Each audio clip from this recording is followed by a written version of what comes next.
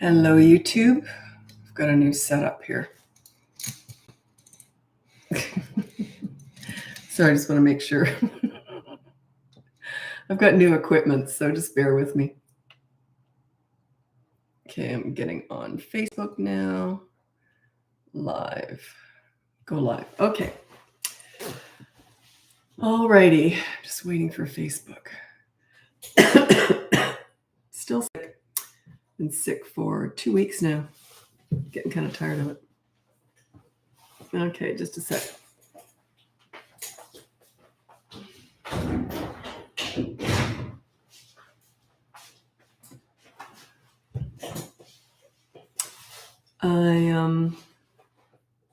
What am I seeing here? Okay. Oh, it's backwards. Sorry, I'm on a different, sorry, hi, Facebook. I just got a new computer and I'm also on YouTube while I'm filming on Facebook here. And yeah, it confused me because everything's backwards. The camera's backwards from what my webcam was. I don't know what I'm doing on here. Anyway, okay, welcome to my live. This is one of my unscheduled lives, so welcome. And if you're new here, welcome. If you're not new, welcome back. My name's Lisa. I'm a parenting coach. If you go on the link above, you can see my free behavior board, my mini toddler courses, my big boot camp course, or you can look into coaching. Sorry. Okay, just trying to get the camera. So I've got new equipment here, so I'm just trying to adjust to it. So anyway, okay, so anytime I get anything new, you should have seen me trying to set up my new computer yesterday. Never sworn so much in my life. Okay, so welcome to the live. I'm just waiting for people to turn up. Sorry, I got the giggles. Yeah, sorry, I'm still coughing. Sorry about that. It's just I can't help it. So I thought I'd come on here anyway. And one of my clients told me there's a weird flu going around. It lasts 2 weeks. It's got fever, nausea, chest congestion. It's got it all. It's a potpourri. So yeah, that's what I've had evidently. Okay. So we've got 10 people on here. We may as well get going with your parenting questions because if you've got one, it's going to be answered because there's only 10 people. Usually get about 150. But takes a while on Facebook for people to turn up. Instagram, they're all there all together in one big clump. It's the weirdest thing. It's like they all live together and they all have their own computers and they say now. It's bizarre. Okay, I'm rambling. Okay, do you have any parenting questions? I got any? Yeah, I got 3 people on YouTube. I got new equipment here, so I'm adjusting to it. So, and I'm filming on Facebook and then YouTube. So if I'm looking down like that, it's because I'm looking at YouTube and, the other way around. Okay. So what are your parenting questions? If you don't have any, I'm going to start talking anyway. These are just a few tips I can point out while we're waiting. This is my top 5 tips for parenting toddlers. Number 1, child-proof your home so you never have to say no. Number 2, set up a toy rotation system so they're never bored. Number 3 is when you want to connect with a toddler that's under the age of 3, you enter their world. You don't go to the nail salon with them. You go to the park and roll down the hill with them. Okay. And number 4 is kind of similar. You enter their world when you are also disciplining a toddler. They're not about words. They're about consistent corrective actions. Actions is their world, not words. Okay. And then number 5 is stop trying to figure them out. Toddlers are not figure outable. They're brand new, fresh human beings. If you've only been in the world for 2 years and for one of those years you were a potato laying on a mattress, like they're just forming. So potty training. If you want to know about potty training, it's a whole process. I have a course on that. It's one of my mini toddler courses. Everything I have is in the link above. And I know that the behavior board, you weren't able to click on that for anyone who joined up over the weekend. The last 2 days, actually, it was just a nightmare. My email provider, the person who sends the company that sends out the emails, they had a glitch in the system and you weren't able to click on the behavior board, but you could, what was it called? View in browser. So if you're one of those who got that, so I didn't get a chance to get to all the emails. Anyway, and if I don't get to your emails, just because I'm busy and I've been sick, I try and take some time off sometimes too. But I do work 7 days, but thanks for your support. Selena. It's a pretty name. I've got a client. I can't obviously say their name, but they've got the most gorgeous name. It's like, is this even real? It's so beautiful. Okay. This is from W on YouTube. My almost 2-year-old keeps throwing tantrums and getting upset over the smallest things. I ignore, but he keeps going on for an hour. What else can I do? Not much, just ignore. It's temporary. They're nuts when they're little. Okay, when they're under the age of 3, okay. I just wrote this down the other day because I thought, this comes up all the time. And I thought, I didn't know that people didn't know this. You cannot explain anything to a toddler. Like, what I mean by that is their when they act out, it's not because they don't understand that they shouldn't. It's a lack of control. That frontal lobe is just forming. So if their body or mind just says, go have a fit, they're going to have a fit. They don't stop and think before they act. So it's not a lack of understanding that makes toddlers challenging at times. It's a lack of control. So understand that. It helps you an awful lot. But yeah, just ignore the tantrums. They should diminish in frequency, intensity, and duration, but it takes time. It's a slow burn, okay? It takes like probably months before you'll really see any huge improvement. But yeah. Okay, so questions. I'm just waiting for questions. It's a very small group right now. I haven't been doing these lives. It's a long, or is it a long weekend in the States? I don't know. But anyway, I'm not usually on at this time. It's good because it's not as frantic. When I get a lot of people in a live, it gets kind of frantic. And I always feel bad that I can't answer all the questions. So I'm here. I can answer all your questions right now. Swearing. Depends on the age. If they're 3 and above, put down no bad words on the behavior board. And every time they do, there's a consequence. Okay. I'm just waiting for questions. Just sitting here, kind of preserving my voice too. Last week, oh God, it was probably one of the worst. So should I keep ignoring? Yeah. Have you got my tantrum course? This is for W on YouTube. You might want to check it out. It tells you how to ignore a tantrum. There's a very specific way of how you do it. So maybe you're not ignoring it properly, if that makes any sense. Lisa, no questions. I learned so much from you. Thank you. Oh, you're very welcome. Oh, your name's Lisa too. I'll bet I've had it longer than you, that name. I went to school with, I think there was seven Lisas in my school, and only one of them wasn't Lisa Marie. We're all Lisa Maries. Okay. How to stop a 22-month-old from hitting. It's consistent corrective actions. I actually have a mini course on that if you're interested. Toddlers who hit, bite, etc. It's the worst name for a course, but anyway, it says it like it is. So you might want to check that out. But it's just consistent corrective actions. They don't learn overnight. They'll learn over time. Okay, big difference. Sibling rivalry. I don't know the age. You'd have to put the age. And what's the manifestation of that? Are they fighting or they just don't like each other? Tips for transitioning from crib to bed. She just climbs out and is dangerous. Okay. So with my kids, people ask me, when did you put them into a bed, out of the crib and into a bed? And I said, as soon as they flopped out onto the floor the first time. As soon as they both did that, I dismantled their beds and I just put the crib mattress on the floor and I surrounded it by pillows. Yes, they're going to get up, but you just kind of be on top of that. I think I had something set up in the door and they were able to open up the door. You don't want to lock a kid in a room, but they should be able to get up and get out. But I could hear them and I was really, waiting for it too, right? So, but also I think I had something in their doorway, whereas if they opened up the door, I would hear it. I can't remember, but it was something hanging there that it would jingle and I would hear them opening up the door. So yeah, they'll eventually learn. You might want to check out my bedtime battles course. It doesn't teach you how to transition from a crib to a bed, but it teaches you how to keep them in bed. By the way, it's a rough night usually. Just warning you. Although it's one of my easiest things that I deal with in coaching. Like what I mean by that is it's really difficult, but it's fast. It's usually 1, maybe 2 or 3 nights that you can get them staying in bed. But mealtime battles is probably the worst. It's not as hard to do, but it can drag out. Yeah, mealtime battles. Okay. I'm Lisa Renee. Lisa Renee. Well, you're probably a lot younger too. Marie was more, probably an older name.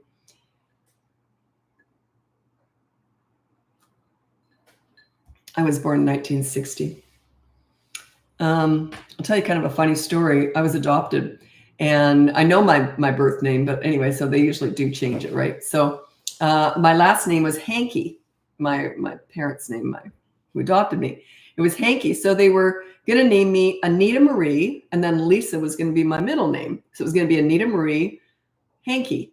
And then one of the old aunts evidently said to my mother, she goes, well, it's not going to be Anita Marie. Everyone's going to call her Anita. And then they said it out loud, Anita Hanky. So they changed it to Lisa instead of Anita Hanky. That would have been fun to go through life like that. Okay.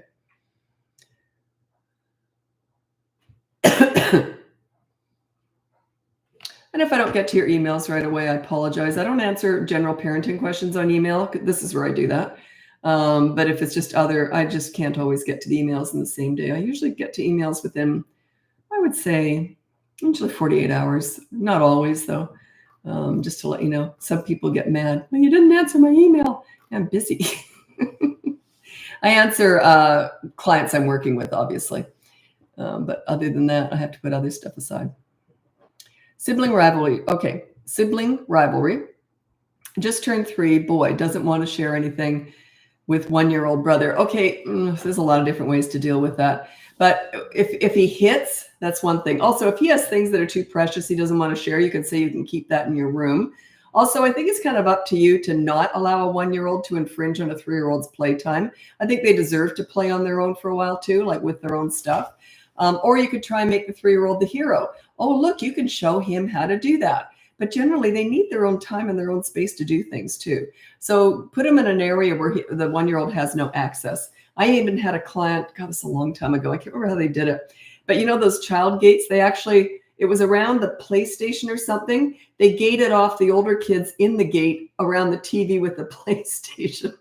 And then the little ones couldn't get in. So, yeah.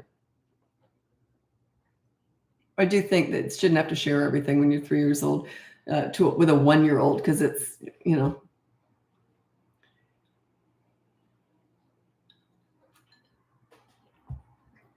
Okay.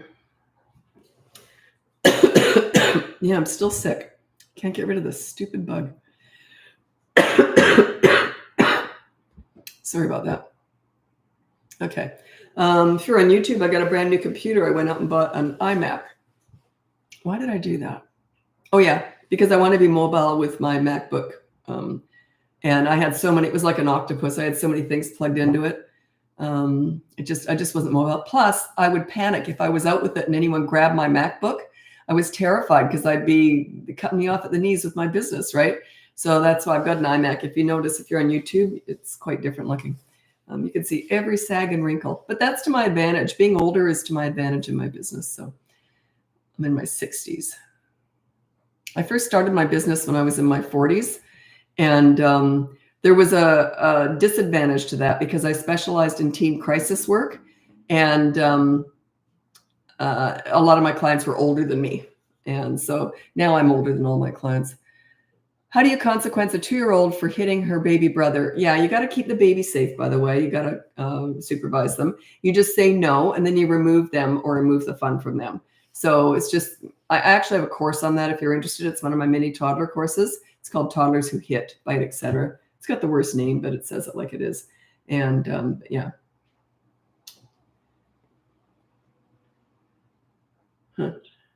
Sorry, I'm just looking at my website here.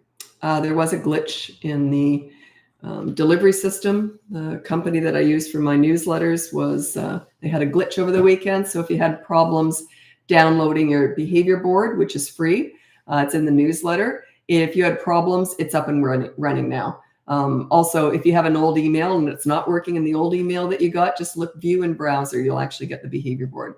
That's all above the behavior board. The link for all my stuff is in the link above. This is the smallest live I've had in a really long time. Yeah, it's kind of relaxing. I often get panicky because there's too many people and too many questions. This is kind of relaxing. Okay. 5-year-old swears during tantrum, which is the behavior we are trying to reduce. Still ignore? Yes, in the moment you do. You always ignore a tantrum. After it's done, say earlier you were saying bad words, so there's a consequence for that. Don't mention the tantrum. You never discuss a tantrum before, during, or after. There is no point whatsoever.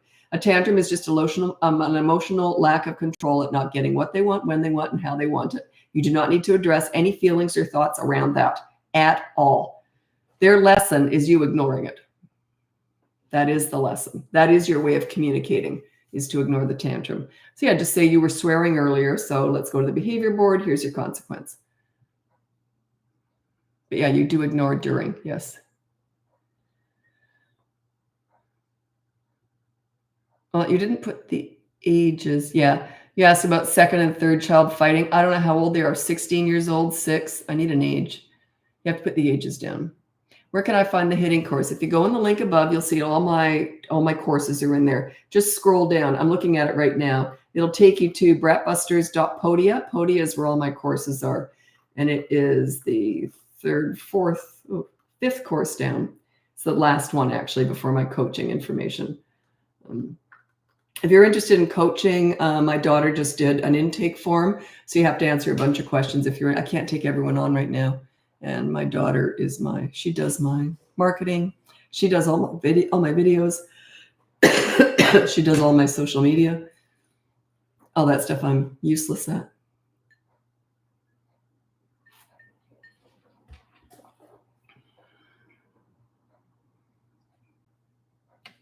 Okay. My 9-year-old is very kind, caring, and responsible. Great.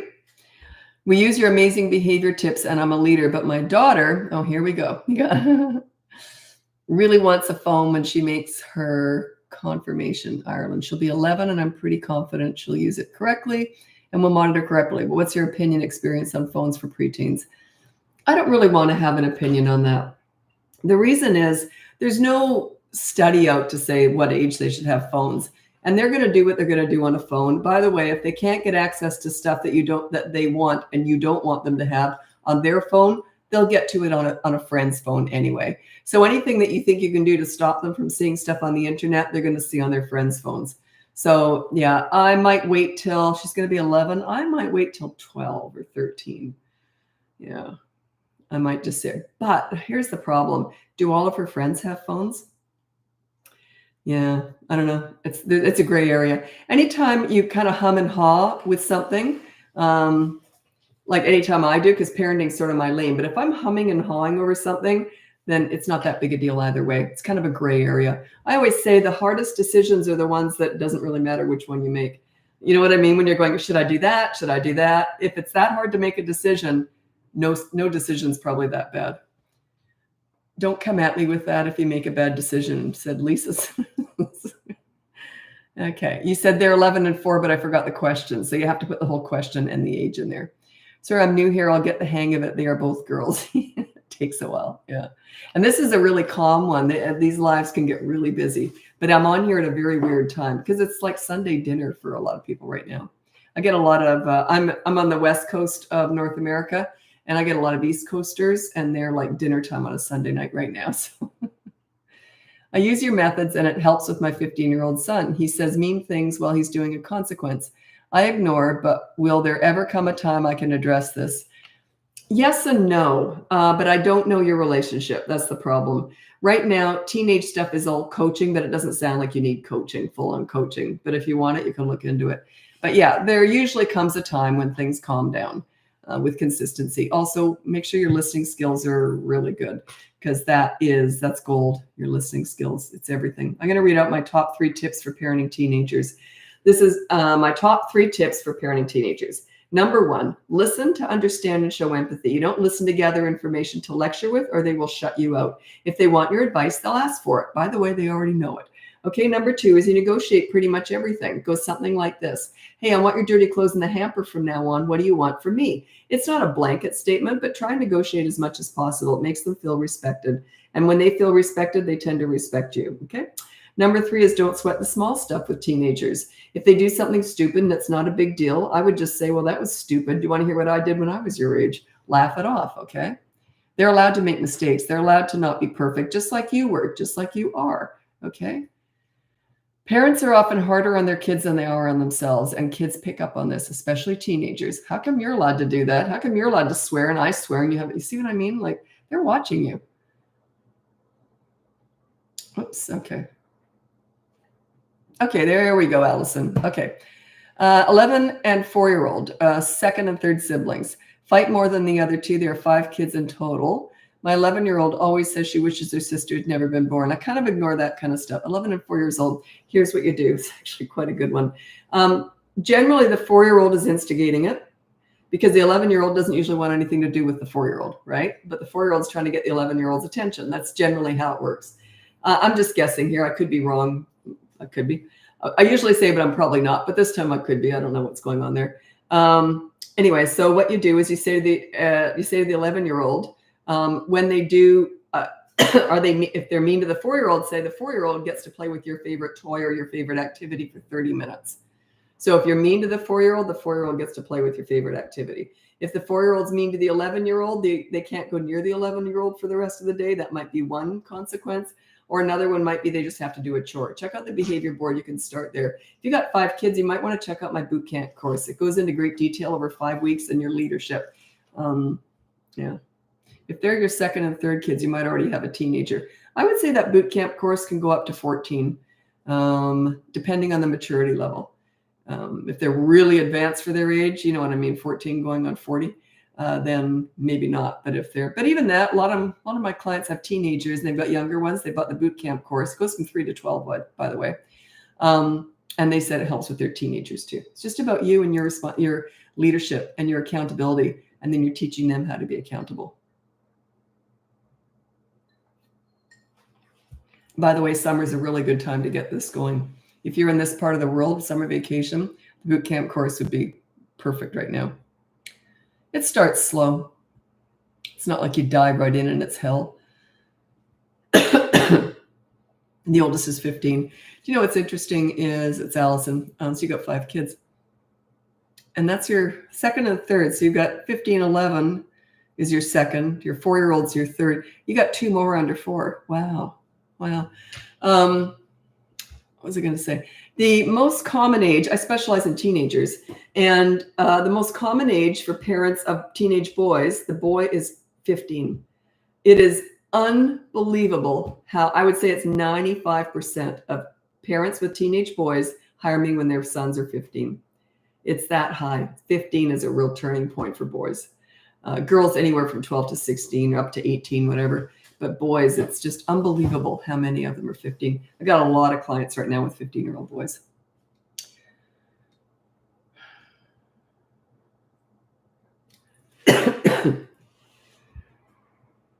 Someone said, is what you do the same as ABBA? ABBA is, oh God, I always forget. Have I looked that up? Probably for, I'm going to look it up. Stands for Applied Behavioral Noun. Nah, I don't do any of that. That's too fancy for me. No, I started volunteering in daycare centers when I was 11. I teach leadership parenting. I just invented this. I've been dealing with kids now for 52 years. And I just figured I was always kind of good at it though. I remember I was 11. Even the daycare ladies used to say, how do you do that? They want to be with you, but they listen to everything you say. And I don't know, I just didn't know how to explain it. And then I, volunteered with hundreds of kids throughout the years. And just, they taught me all this. And it was the teenagers. I was working with delinquent teenagers. And they said, you got to teach this, Lisa. No one's ever talked to us like you do. And yeah, that's one of the reasons I started my company. So that was 17 years ago. What about a child with extreme fear? 6-year-old won't go outside because a spider crawled out of a flower she picked. I won't go outside. I'm going to generalize with this just a sec. I'll give you an example. Sorry. Okay. So 6-year-old is afraid of going outside because they found a spider once. Children who have a leader as a parent tend to have high self-esteem, confidence, and very few fears because they feel so taken care of, so safe. And I'll give you an example of this. My kids, I was the leader. My husband at the time was the pleaser. That's usually the way it goes. He's a great dad, but I was the leader. I was the disciplinarian. I was the one that, the leader, right? And he deferred to me. So it worked out beautifully. That's usually the way it goes. So anyway, at night, if they were scared, they both went through this stage where they were afraid of monsters under the bed or something. They were probably about 3. And so it was no good if dad checked the room. But if mom came in, I would say, look, monsters are terrified of me. So as soon as, and I'd open up the cupboard door and say, oh, saw one there, he just took off. Saw another one, they're all gone now. They ran away and they said they're not even coming back to your house because they just met me. So that's what a leader does. It makes them feel safe. So I would say, look, you might see another spider out there, but they're so afraid of me, they're not going to come near you anyway. And I raised my kids in Australia. Spiders there are pretty dangerous. So, although they don't bother you. The most dangerous ones are really tiny. We used to see a lot of redbacks. They can be dangerous with kids, and they're underneath all of patio furniture. So every time we'd go outside, I'd have to upturn all the patio furniture, and there they were, all the redback spiders. But yeah, you just get used to it. I don't mind spiders, actually. Tell you a funny story. In Australia, they have these, I can't remember what they're called, but they're huntsmen, or I can't remember. Might have that wrong. They're giant spiders, and they're furry, and they're so big that if you're sitting in one end of the house, you can hear them coming down the hallway. Their little feet, 8 little feet tapping down the hallway. They're that big. Anyway, I was the spider catcher because everyone else in the house was terrified of them. So what you do is you put a bucket, the thing, you put a bucket over, put some cardboard underneath, and you got them trapped. But the weird thing with these spiders was the kids would my husband or the kids would open up the front door, and they'd all be screaming because of the spider. And I'd have it, and I'd be laughing, whoa, whoa, pretending I was going to throw it at them. Anyway, what you have to do is you have to throw the bucket and everything way out in the yard out front, and then you have to run back in the house because they have like this honing device. They go back to where they just came from. So I'd be running in the house, and this thing would be coming chasing me back in the house, so they have to slam the screen door really fast. Every time I tell that story, people go, ooh, I just think it's funny. I really don't mind bugs.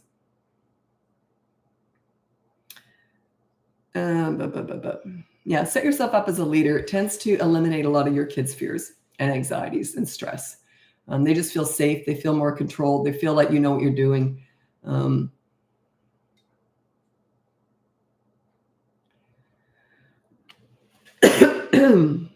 Applied behavioral analysis. Yeah.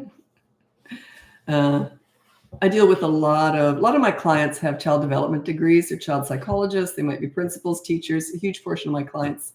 And I couldn't do their jobs. And parenting is different from all those roles. Those are businesses. They're institution-based. I'm personal, home-based. It's very different. A lot of stuff doesn't cross over. And you can understand kids, but parenting them is something quite different. Evidently, they told me this. They said, oh, I wouldn't even have thought of that because parenting is different from what they do, right?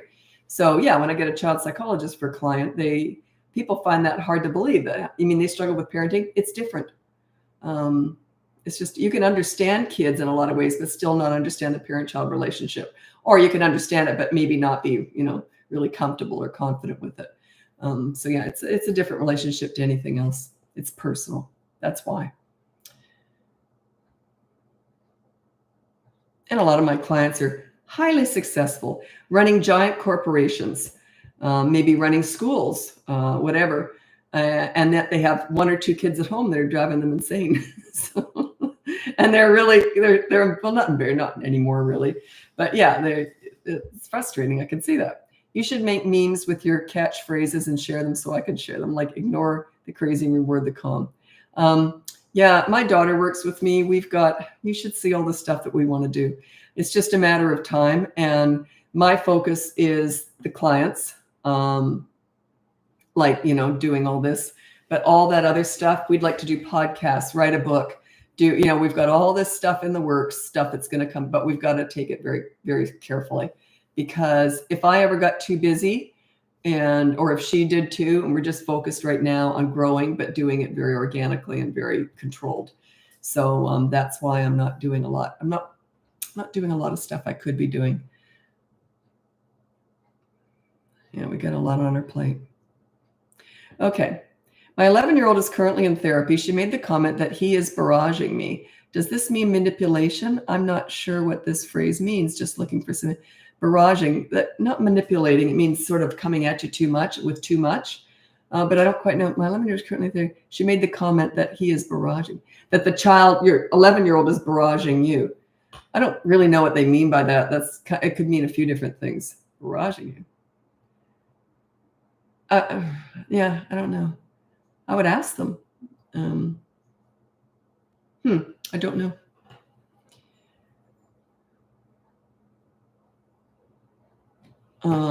Some of my clients they've hired me for parenting, and then they've also got counselors and stuff there. The kids are in therapy and all that too. But we don't, I don't know their job. I was going to be a child psychologist, I thought. Didn't get along with the teachers. I didn't agree with anything they were teaching. My 5-year-old daughter is very emotional, like 1 to 100 in 2 seconds. I'm trying to lead, but may need some advice for how to lead when she's so emotional. I can't talk to her if she's busy. She just freaks out. Okay, your 5-year-old's very emotional. Check out the boot camp course. That might be for you. It sets you up as a leader, and then it tends to help regulate their emotions. If you're highly emotional, not confident as a parent, they tend to be a little bit more, in the crazy zone, right? Makes sense, right? But it tends to calm them down when they're with a leader. It just does. They feel taken care of. They feel safe. By the way, check out the boot camp course. It's a really good time right now over summer. If you've got your summer going right now, the boot camp course would be perfect for that. It can be used really well over the holidays because you've got more time to do it. And it starts slow. It's very paced out. It's not like you dive in and you're going through hell on day one. You might be going through hell, but anyway, it's not usually like that. So you pace yourself out. So check that out. It's all in the link above. You can see my free behavior board, my mini toddler courses, the boot camp course, 3 to 12 years old, or you can look into coaching. I'm really busy. I can't take everyone on. So there's a form you have to fill out. And then I'll get back to you. Anyway, so yeah, I'm going to be moving over to Instagram now, and I am on YouTube the whole time. And that's where I save all my lives. So thanks so much for joining me. And if you want to hop over to Instagram with me, that's where I'm going. Thank you. Bye now.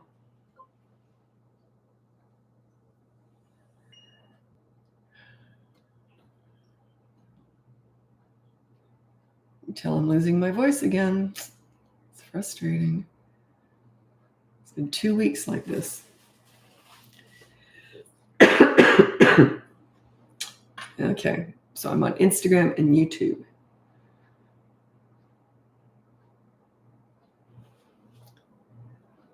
Yeah, W. So ignoring tantrums. Yes, just keep ignoring. It takes a while. It's not going to happen overnight. Okay, I wait till I get about 100 people in Instagram. Okay, 104 and climbing. Okay, welcome to my live. If you're new, welcome. If you're not new, welcome back. My name's Lisa. Sorry, I've got a cold right now. And anyway, I'm getting over it, so that's good. Anyway, check out the link above. You can see my free behavior board, my mini toddler courses, my big boot camp course, or you can look into coaching. Is there sound? Someone said no sound. Let me know. Is there sound on here? Because someone said no sound. That could be you. Literally just watched your onion video for an ear infection. That's not me. That's not me.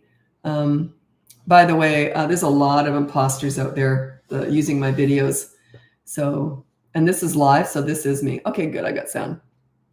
Yeah, and don't give anyone money thinking it's me unless you're on here, because this is me.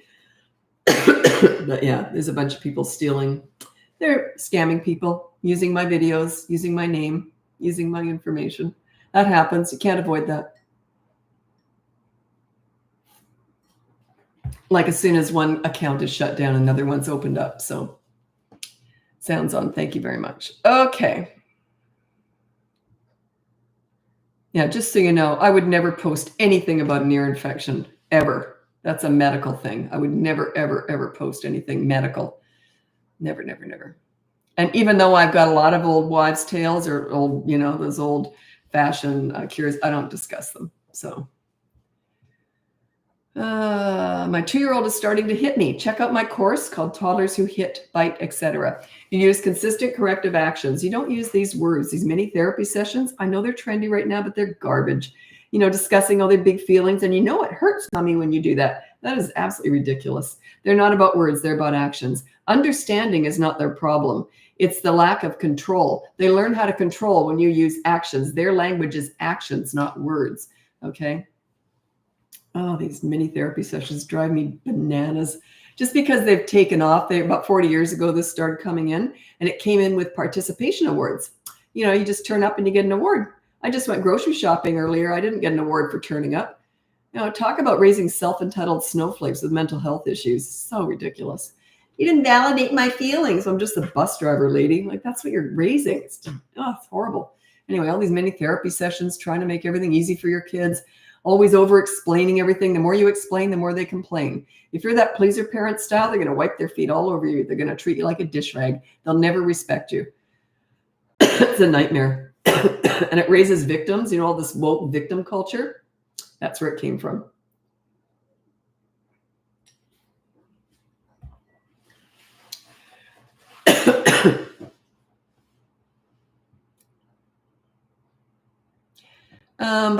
Son won't sleep unless it's with someone. Help. Well, how old is he? I don't know. Is he 16 or? Sure that someone wouldn't be you. Yeah, I need an age. Okay. If he's between 2 and 8, I have a bedtime battles course. My bedtime battles course is in 2 stages. The first part is how to get them in bed. That's the easy part. The second part is how to keep them there. That can be hell, but it's doable. It usually only takes 1 to 3 nights. Okay, so there's some things here on toddlers who hit and bite. Check out my toddlers who hit and bite course. It goes into detail about how you stop that. They're not about words. That hurt my feelings. You hurt me. They don't give a hoot. Okay, they're all about actions. When you want to correct a toddler, you use consistent corrective actions. They're not about words. They're about actions. And they don't learn the first time. They might learn the 50th time, but you have to be consistent. They will remember that one time you didn't do it. They just do. They don't remember anything else. All the good stuff they don't remember. Kids are really good at remembering all the dumb things you do or all the times you forget something. My son was a teenager. He was always the one that telling me stuff like this. He said, we were laughing one day about all the dumb things I've done as a mother. And we're laughing and laughing. Remember the other time you said, I know what I'll do. And you did that stir fry that we had to throw in the garbage. So we're laughing at all the stupid things I've messed up. And then I said to him, well, what's the good stuff I've done as a mother? He went like this, what? Very funny. Yeah, they remember your mistakes. It's just the way they are, even when they're toddlers.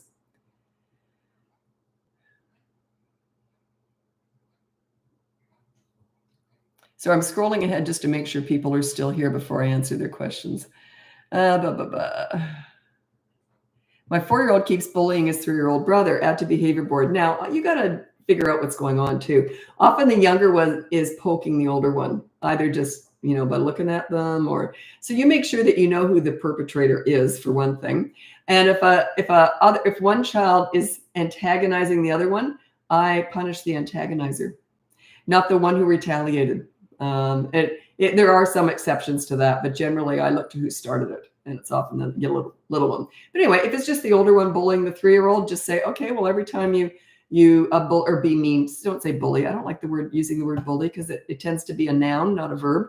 The way that over the years, it can be picked up like that. Anyway, you don't want to label them. So just say no being mean to your little brother. And every time he is, there's a consequence, a good consequence for that. It's not always possible, but this is one of those punishment fits the crime thing. So if he does bully, then his little brother gets to play with his favorite activity or toy for a whole half an hour. And the older one can't join in.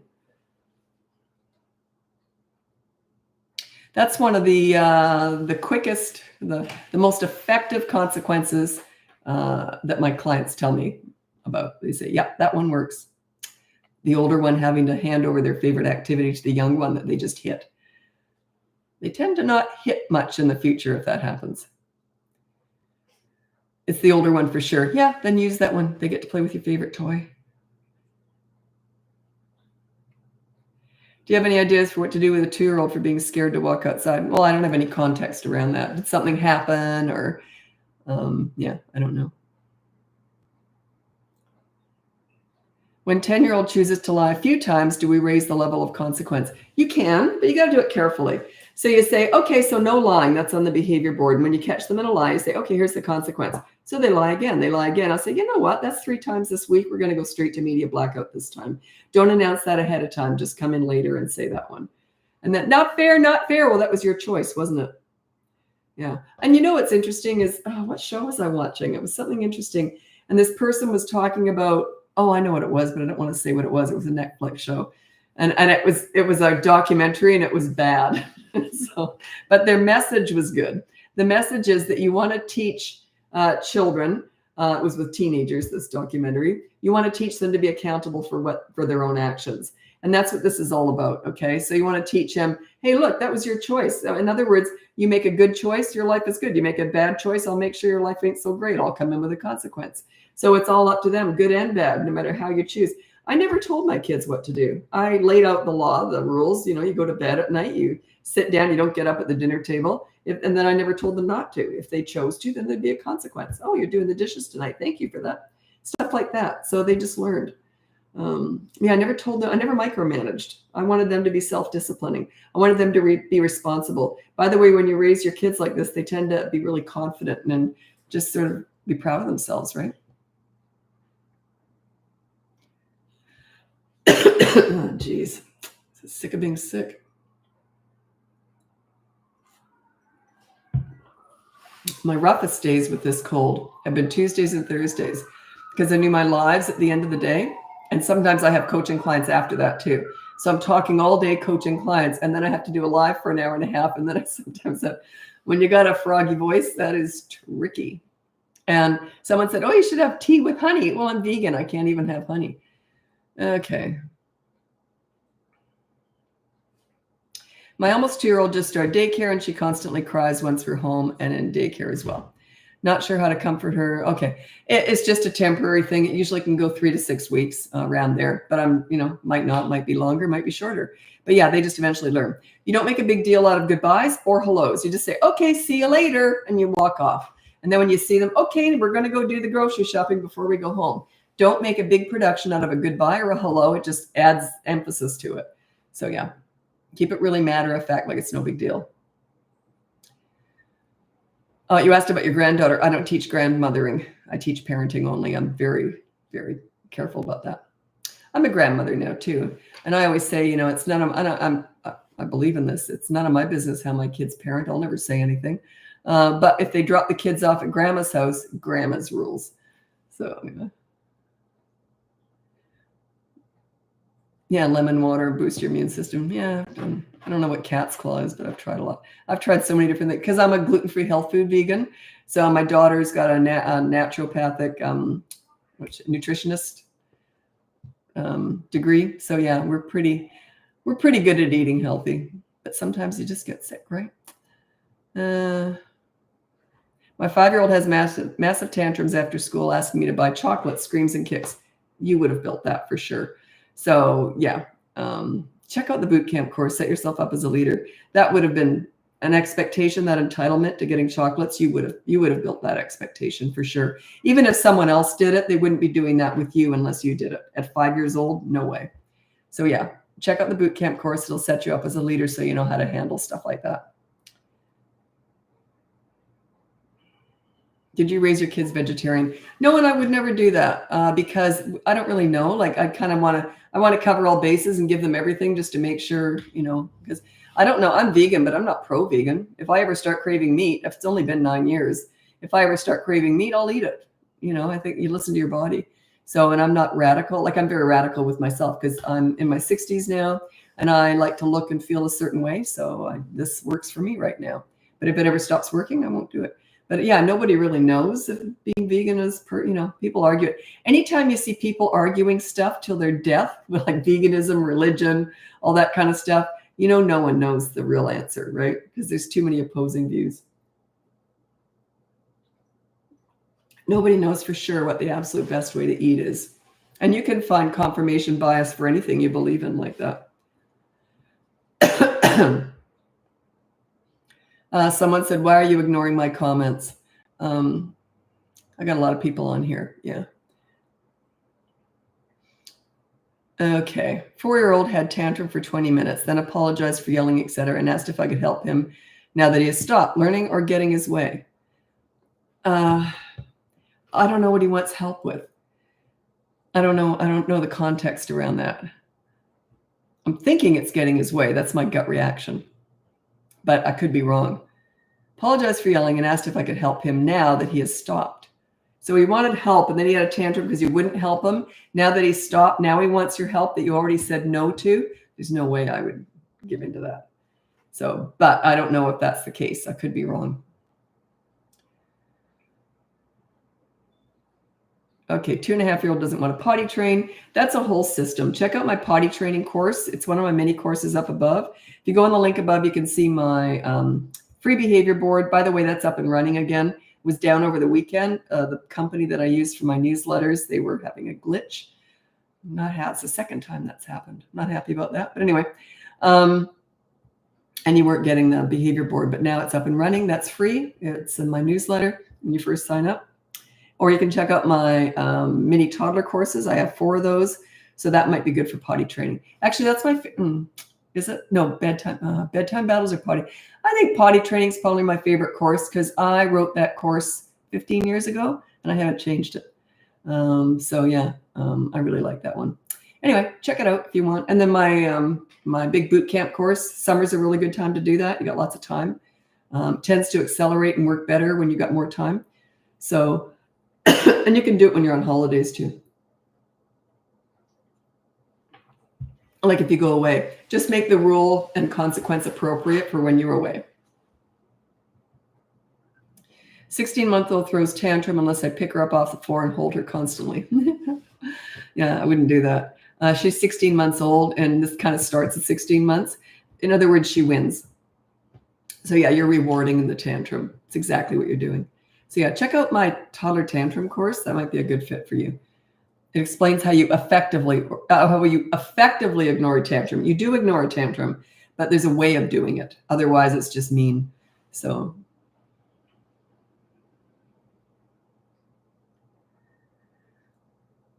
What is okay, you're going to hate me. That's okay. I'm used to it. What behavior should I put on the behavior board for a 3-year-old that doesn't get in his car seat when it's time to go? For example, won't get in unless I threaten to take away toy. What is a 3-year-old doing taking a toy in a car? There were no toys taken out of our house ever. So that's one thing. I'm wondering why, like, he just gets what he wants all the time. Like, I don't understand that. I'm going to take a toy away. Yeah, I wouldn't do that. And I would just put on the behavior board, get in this car seat when told to do so. If not, there's a consequence. But yeah, toys never left our house, so I don't know why he's got a toy in the car.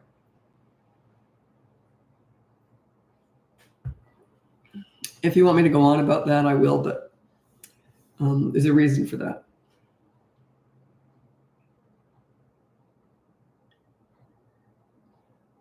I need more creative consequences. No, you don't. Keep it simple. Everyone wants to know what's this. It's like the consequence is the key. It's not. It's consistency. The consequence doesn't mean much. It's the consistency, you following through. Everyone they think that there's this magic consequence that'll train the kids to do whatever they want. It's not, has nothing to do with that. So yeah, check out the behavior board. Just keep it simple. Don't overthink this stuff. It's simple, but it's hard to do. It's simple, but it's hard to do. Does that make sense? Yeah, in my mind, it did. Okay.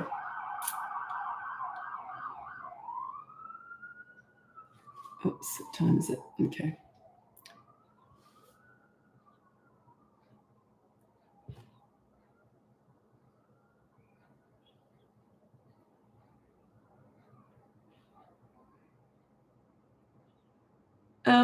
My 10-year-old always tells me no when I try to live a healthier, smarter. When you try to live a healthier, smarter life, anything beneficial, stop biting nails or taking vitamins.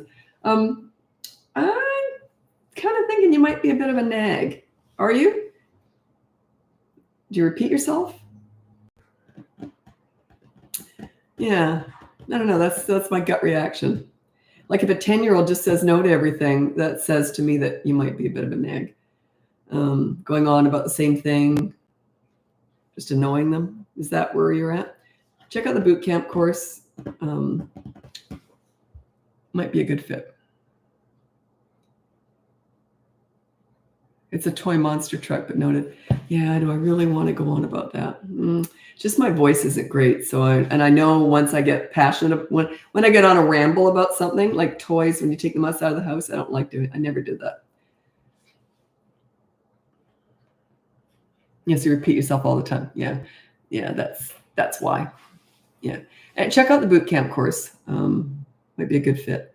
And you're prepping for the teen years too. A lot of my clients have teens, and 3 to 12-year-old is the boot camp course. They say that stuff works with their teenagers too. There's a lot of stuff you can take up into the teen years. It's not, it's not built for teenagers, but there's a lot of, it's all about you and your leadership. You can take a lot of that into those teen years. I will one day have a course on teenagers, but if you saw all the stuff that my daughter and I have planned for Bratbusters, it's overwhelming. So just got to go real slow and pace ourselves out here.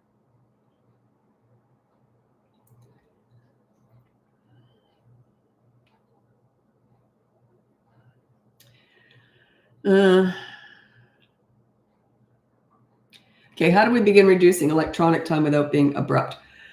I would get a media management system in place. So say, I don't know, maybe 10 hours for a 10-year-old per week, 5 hours for a 5-year-old per week. I don't know. You figure that out. How many hours you want is not the point here. The point is have an amount of time every single week and let them manage when they watch it. So say from now on, you got 10 hours a week. You decide when that happens. I will be the keeper of the time, right? So I will know. I'll keep track of it. How many courses do you have? I have 4 toddler courses, and then I have 1 boot camp course. And then the free behavior board, that's where you start. Start with the free behavior board, except if you have a toddler. And then I have the toddlers sort of covered with some niche courses. Why do I not have a toddler course? There's a very specific reason. Parents with toddlers who really want answers, they will hire me. And they talk every so often. They might call me every month or two and they want another session. They just have question after question after question. There's not much you can do with toddlers. I'd say that I'll read out my top 5 tips for parenting toddlers. That's about it. That's the whole course, really. Don't ask me to go on why, because toddlers just are forming, right? You are sort of getting your leadership down, but you're getting it down by how you manage tantrums, how you manage bedtime, how you manage meal times. I haven't got a course on that. Maybe one day. Anyway, these are my top 5 tips for parenting toddlers. Number 1 is childproof your home so you never have to say no. Number 2 is set up a toy rotation system so they're never bored. Number 3 is you enter their world when you want to connect with a toddler. This is under the age of 3. You don't go to the nail salon with them. You go to the park and roll down the hill with them. They start to look at you differently when you get good at entering their world. And the way you do that, parents often say, how do you do that? Watch them play and join in. Do what they do. Let them lead. You let them lead the play. You lead all the serious stuff, but let them lead the fun stuff. Play in their world. Okay. Number 4 is you stop with the mini therapy sessions. You do not discipline a toddler with words. You discipline them with consistent corrective actions, not words, actions. So if they do something bad, you remove them from the fun or remove fun from them. Okay, you have to do it every single time, though. They remember when you mess up. They just do. They don't remember you doing it right all the time. They just sort of get used to you doing it, and they just stop doing the bad behavior. But they're not really thinking it through. But anyway, they're not about words. They're about actions. Don't use those mini therapy sessions discussing all their big feelings and their big emotions. That's garbage, absolute garbage. Okay, number 5 is stop trying to figure them out. Toddlers are not figure-outable. They're brand new, fresh human beings. They've got 1 marble and some tumbleweed in there, okay? Cute as a button, but they're all feet, no brains. Imagine if you've only been in the world for 2 years, and for one of those years, you were a potato laying on a mattress. Like, come on, they're just forming. Okay, my least favorite age is toddlers. Not when I'm home with them, but when I had to take them out, because you have to watch them constantly. They'll walk into stuff, walk into traffic, like they're just an accident waiting to happen.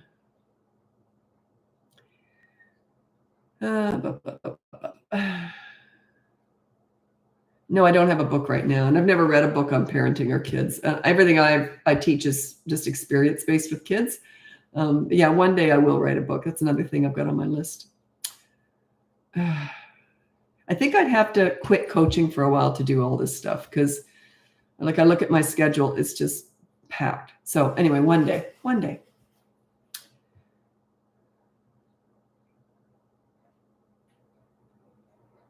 Okay.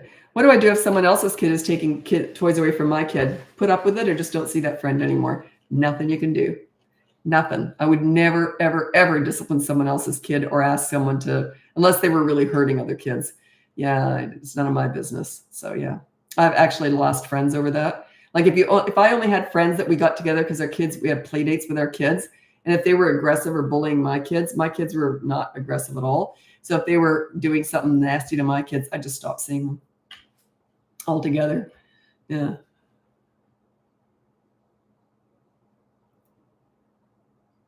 Yeah, you don't lecture someone else's kids. It's none of your business how other people parent. Like I would never tell anyone how to parent. You're soliciting my advice on here as a parenting coach, but out in my personal life, I would never say anything. I would never tell my kids how to parent. It's none of my business. If they ever ask, but why would my kids ask how to parent when they were raised by me?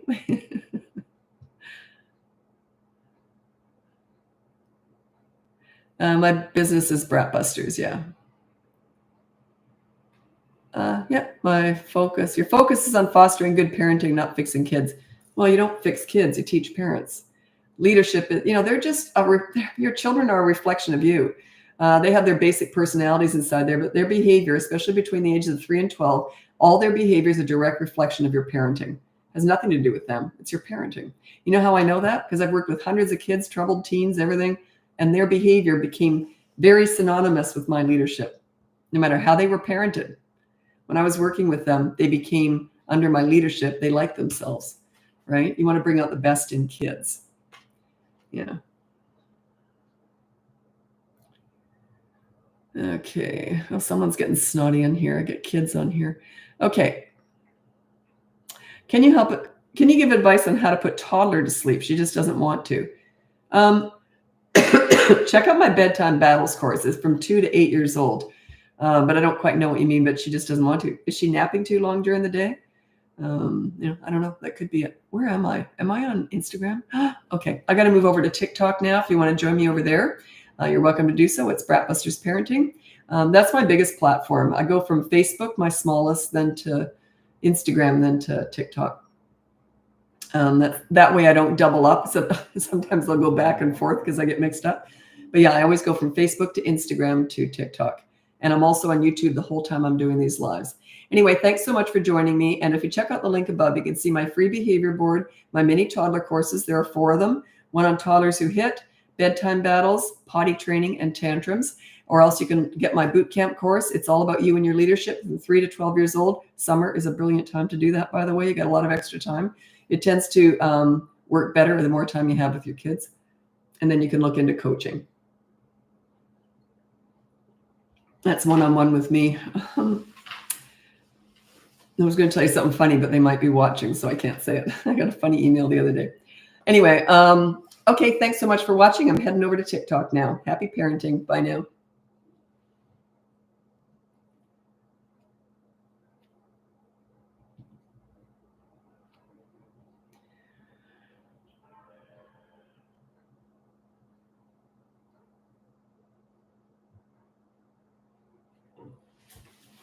Okay. Yeah, I will write a book. What's your first name? Bedzurs? I think I've asked that before. I think I've forgotten. Okay. How do I stop my this is on YouTube? How do I stop my 3-year-old from running away in public places? She thinks it's a game. It scares me.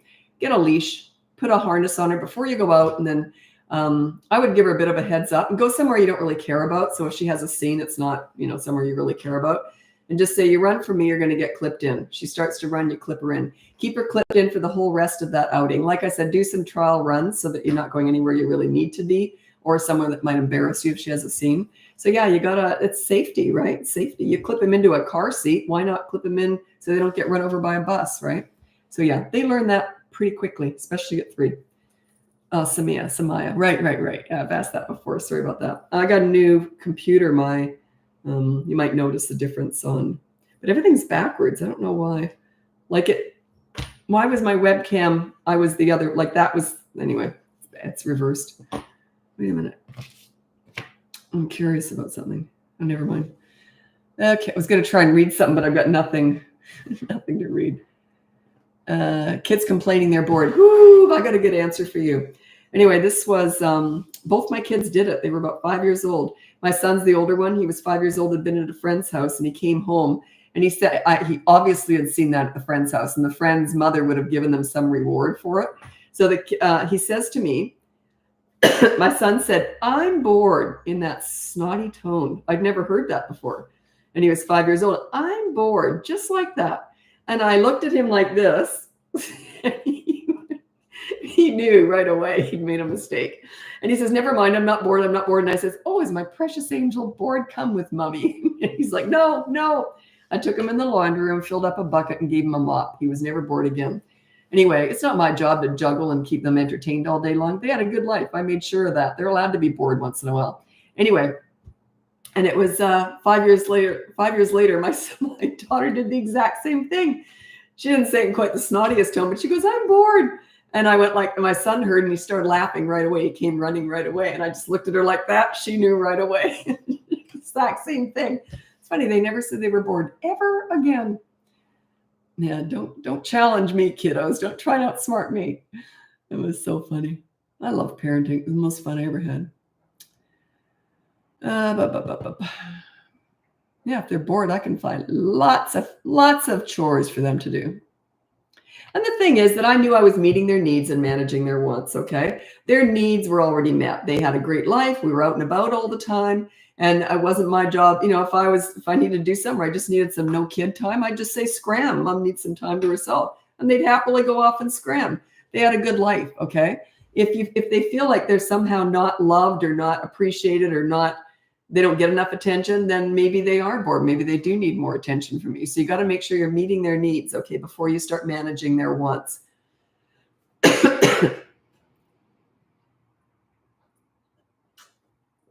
More on leadership parenting plays. If you go and check out the very first video that I have pinned here on TikTok, it's called Example of Leadership Parenting. And it absolutely explains the way I look at leadership parenting. I address bad behavior like that, fast, no anger, very calm. And then I focus on the good kid. I focus on bringing out the best in them. So where you put your focus, where you put your energy is what grows. Everyone wants to talk about discipline here. It's not what this is all about at all. This is all about bonding with your kids, connecting with them. The discipline is a tiny, tiny part of leadership. Leadership is you make them feel good about themselves. You bring out the best in them and they want to please you. That's your power. You're at the height of your leadership skills between 3 and 12. Under 3, they're nuts anyway. Teenagers, they're becoming more their own leaders. They might start to challenge you a little bit more. But if you're a good leader, there's no rebellion anyway. My son was 15 and he says, I could never even rebel with you. And he said, because you're too reasonable and easy to talk to. And he was kind of mad when he said it. I didn't know whether to apologize or celebrate. I think I apologized to his face and then went and celebrated. Anyway, so yeah, if you're a good leader, there's no rebellion in the teen years. There's nothing to rebel against. Did I have rules? Mm-hmm. Yeah. Were they followed? Mm-hmm. Why was that? It's because it's mutual respect. Mutual respect. It's everything. I always talk about leadership and I throw that word around, but think about it. You lead, they will follow. What I mean by that is it's not like you're a dictator. You lead, they're watching you when they want to be like you. They like you, so they want to be like you. That's what I mean by it. It's not that, and they will want to please you, but that's not really what it's all about. You're setting a good example. I'm accountable. If I messed up, oh God, my kids loved it. If I messed up and I promised I was going to do something and I said, oh, I'm not going to do that today. I know I said, and they'd look at each other like this. And I go, oh, shoot, what do you want? I was always accountable. I always made amends. So yeah, they had a voice. Believe me, they had a voice. You do not want obedient soldiers. You want confident kids with high self-esteem who have a voice. But they just don't rebel against a leader. There's nothing to rebel against. Doesn't make any sense. There's nothing to rebel against when you're a good leader. They look up to you. They want to please you. You make them feel good about themselves. That's what I teach.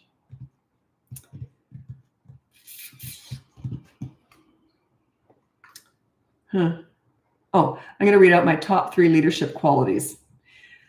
Number 1, be calm during the storms. When you're disciplining, you stay calm, quiet, and slow.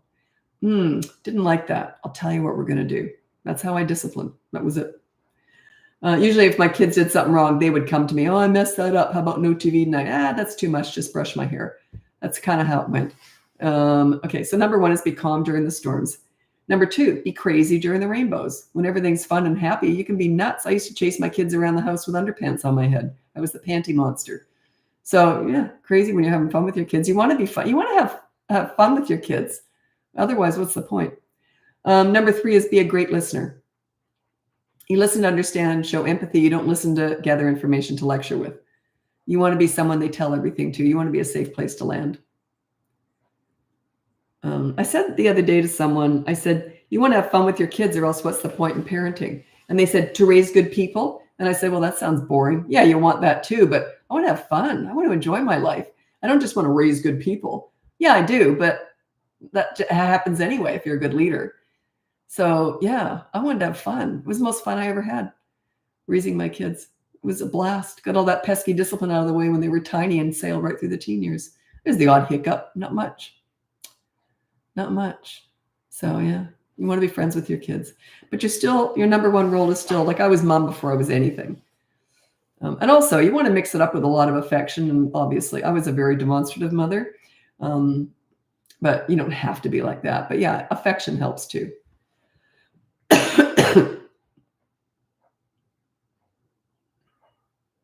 How do you get your partner on board with your parenting style? There's usually a leader and a pleaser in the family. There's never a leader and an authority. Doesn't make any sense. They're oil and water. So there's a leader, and so long as the pleaser is the one who wants to give in, right? Sure, you can have a tantrum. Here you go. I'll cuddle you, give you, here's some chocolate. That's the pleaser parent. Here's a participation award for doing nothing, all that kind of stuff. Rolling out the red carpet when they don't even need one. Like, it's just ridiculous. But the pleaser is just fine so long as they defer to the leader. I'll give you a good example of this. My mom was the leader. My dad was the pleaser. And I was the leader. My ex-husband was the pleaser. A good example of this was my mom. I knew that she wouldn't want me to have this or do something. So I said to my dad on the side, Daddy, can I please have it? And he went, sure, sweetie pie, you can have anything you want. Well, I guess he'd talked to mom behind the scenes before this. So he said, let's just check with mom first. And I said, oh, never mind. I knew right away. So long as the pleaser defers to the leader, there's nothing wrong with that. My ex-husband was having trouble with, I think it was our son. He was just pushing him around. They were out and about. I wasn't around or else it wouldn't have happened. And he came home and he says, oh, he was a handful. And he wouldn't have done that with me. And he says, what should I do? And I said, well, I didn't want him messing kids up. Like, I want to do all the discipline. So I said, all you have to say is, do you want me to tell mom? That's all he ever said. Do you want me to tell mom? Oop, never mind. So yeah, the pleaser should defer to the leader. That's how you get on the same board. You don't have to both be the leader. By the way, once you get good at this, the leader is the prized role. That's the one they tell everything to right through the teen years. A lot of parents, you can sort of have two leaders, but there's always one stronger one. But yeah, the leader is the prized role. So oftentimes they think, oh God, can you just do it all? And then they see the relationship that's happening and they want that too. So what do you think about vaccines? I'm not a doctor. I'm not going to comment on that. Yeah, you're in the wrong place. Okay.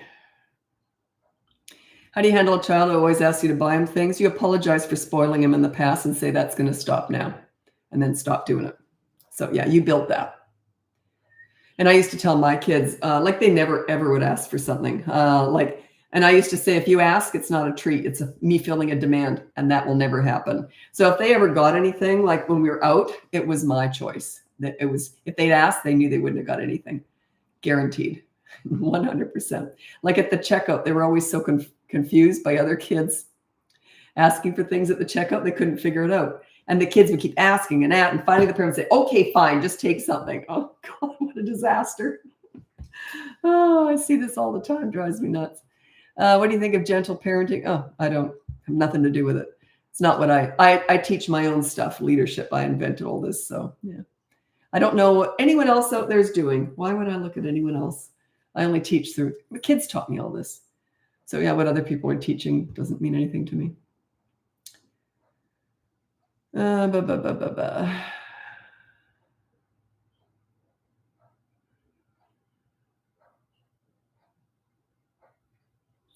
Do you put multiple rules for each child on the behavior board? One rule per week. So week 1, you have one rule for everybody. You too, you're on there too, by the way. This is the behavior board. It's completely free. It's in the link above.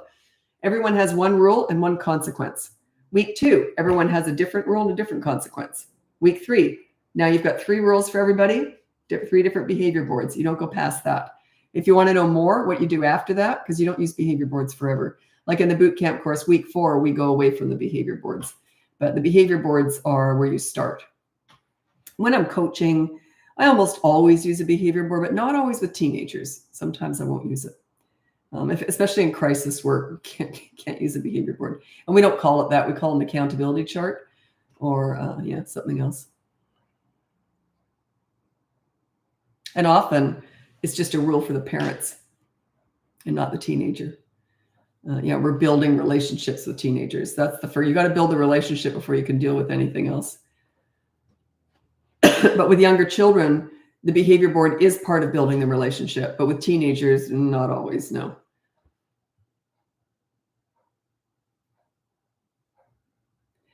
Need techniques to stay calm as a leader. Once you're a leader, you will be calm because the kids will respect you. So you've got to fake it till you make it. Just work on your leadership skills. Check out the boot camp course. Summer's a great time to do that because you've got more time. The more time you've got to spend with your kids doing this, the better results. Okay. So anyway, so yeah, once you're a leader, you won't get frustrated. So you got to fake it till you make it. It's like anything. The start is always the hardest part. But once you start to see snippets of it's starting to work, it gets easier and easier. Plus, you're on that behavior board. If you lose it, there's a consequence. Like if you yell, there's a consequence. So yeah, that's your rule. If parents yell, that's always the rule for them. You never put no yelling for the kids, though. That's in the attitude department. But you always put it for you. If you yell, you put no yelling as your rule. But you never put that for the kids.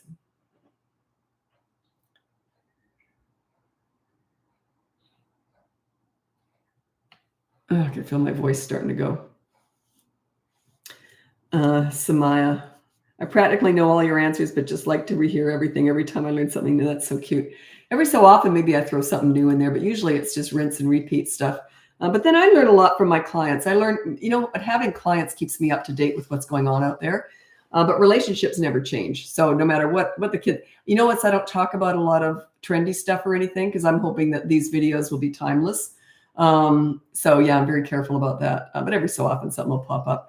But relationships never change. Your children desperately need a leader. They need someone to look up to. They need someone to guide them along the way and make them feel good about themselves. That's what leadership does. Do you know every single troubled teen I've ever worked with has said to me, I wish my parents had been tougher on me growing up. They equate discipline with love. They just get it. They don't want it now, by the way. They just understand their parents they'll say this, my parents didn't love me enough to discipline me. That's how they take it. Children need, crave, and want a leader. It's a natural instinct to want a leader. Parents aren't doing that these days. I see this all the time. If you send your kids off in the world, like especially off to school, and you're not a leader at home, they're going to be very susceptible to peer pressure, bullying, the drug dealer on the corner, the internet, the Kardashians. You get the idea. You know what they're doing? They're searching out a leader because you're not a leader at home. That's why they talk about peer pressure all the time. It's just it says to me you're not a leader. Because if you were, they don't give in to peer pressure. They come home and tell you everything. Right? Think about it. Yeah. Okay. I might have to go soon. My voice is starting to, God, 2 weeks into this Fruit Loop and cold. Anyway, the worst part is I talk for a living. So, and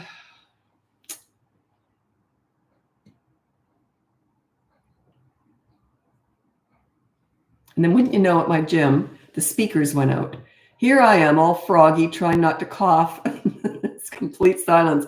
Most people are plugged into their headphones, thank God. But when you've got this horrible raspy cough in a gym with no music, I was so self-conscious. Anyway, I try to keep to myself. Okay, I got to get going. My voice is starting to go.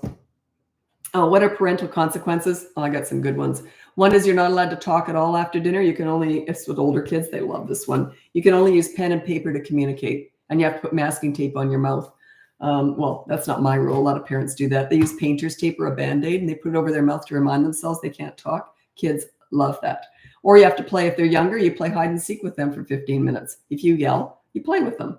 Kid-led play, whatever they want. Hide and seek, whatever, something silly. But yeah, you got to be accountable. If you're not accountable, you're not a leader. You're a dictator. Yeah, you got to be accountable. My kids loved it when I messed up. I'm very good at apologizing and making amends. My son, as a teenager, said that's because you've had so much practice. So it's very funny. He was always the one to point that stuff out. I remember bragging to someone.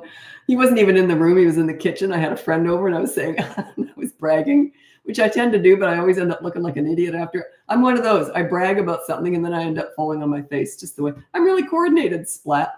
Anyway, I said, I'm really good at apologizing to my friend. My son yelled out from the other room, that's because they've had so much practice. Oh, that's funny. Okay, I'm losing my voice. I got to go.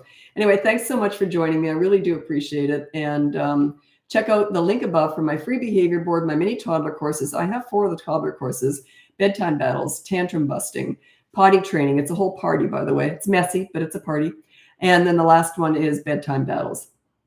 Did I mention that again? There's tantrums, bedtime battles, toddlers who hit. That was it. Anyway, I messed them all up. And then you can look up my boot camp course, 3 to 12 years old. It's all about you and your leadership. Remember, we're never fixing kids. We're teaching parents here. And then I don't have anything for teenagers, but if you want to hire me for coaching, it would be for, if you have teenagers, that's all I've got right now for teens. A lot of people who have that boot camp course say it also works with their teenagers. So you just have to adjust a few things, but it's not meant for teenagers. But anyway, okay, thanks so much for joining me. I'll be back again for sure on Tuesday. It's my regularly scheduled live. If not, I might pop up sometime tomorrow. Happy parenting. Bye now. I'm on YouTube. Do you notice my new camera? I got a new iMac, and the webcam's really good on it. It's clear. Probably I should have a filter, but I don't like filtering myself because I like my wrinkles, I think, give me a little bit more clout. Anyway, thanks so much for joining me. Bye.